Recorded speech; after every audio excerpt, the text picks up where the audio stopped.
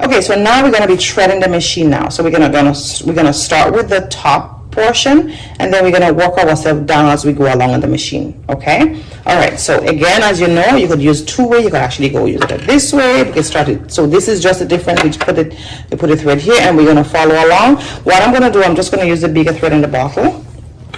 And it's the same method, guys. Okay, so I just put my thread and I use a black thread because I want, when I'm stitching, that you actually see my stitch very nicely.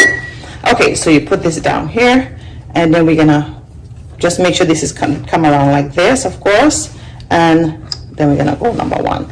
Now let me just show you here. If it's like this, just make sure that the thread is towards the back. Okay, like I mentioned, you don't want to make it towards the front. I like it always towards the back. All right, so we go number one now. So we put it to number one. Then we're gonna have number two here on your machine. So you pass it to number two. Then what we're gonna do, we're gonna go down this line here to number three. So I am gonna go ahead and let you see number three, how we're gonna go down. So now we come to number three. Then we go to number four. If you follow, see the arrow here, we follow the arrow number four. We go round number four, okay? And then we're gonna come up to number five here. Okay, but what we're going to do here, we want to make sure that we see that metal part here. Okay, so that metal part right here, we're going to go up to number five, and then there is an arrow to number five that we're going to actually go round. Okay, make sure the arrow is followed really nicely. So once you follow the arrow nicely here, then you come down. Okay guys, so once you pass it from number five, then you come to number six, we follow the arrow here, and then we have to pass it here. Okay, so look at my hands very well. I'm going to take my left hand, hold the thread just like this, and I'm going to pass it around this area right here. Okay, I'm going to pass it around this area right here, then I'm going to let it go. Right, there's another place we have to pass it just over the needle here. Right, so just pass it just over the needle, just like this.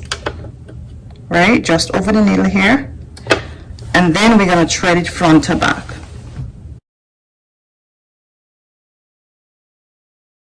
Again, I'm just going to come around here like I mentioned earlier, pass it around here, very important.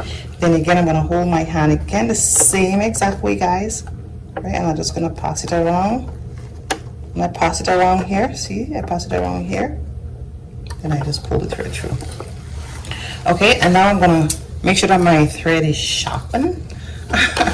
Just trim it out a little, and then I'm going to turn here now, and we're going to thread the needle front to back. Okay, so threading the needle sometimes it could be I would say, if you cannot see, you could put it on the light, but be careful because the light means power. You don't want to do anything rational. You want to make sure that the foot pedal is far away from you once you put the light on. Okay, all right, so now we're going to thread the needle front to back. So I'm going to just leave the press button down actually, so I just thread the needle.